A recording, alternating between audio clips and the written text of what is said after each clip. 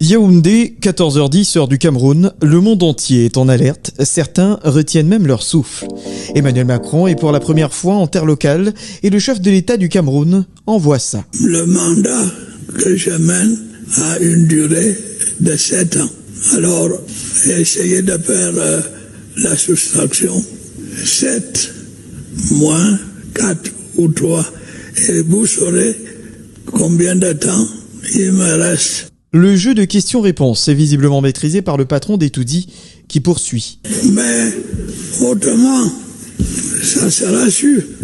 Quand ce mandat arrivera à expiration, vous serez informé sur le point de savoir si je reste ou si je m'en vais au village.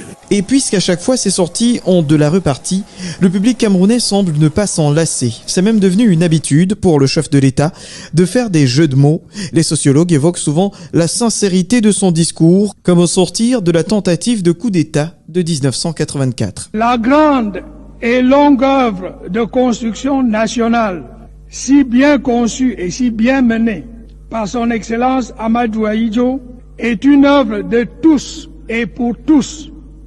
Ou encore, lors de ses déplacements à Buea, où à la surprise générale, il décide de prendre la parole en anglais. I am proud to be in Buea, proud to walk on the same soil like our heroes who fought for reunification.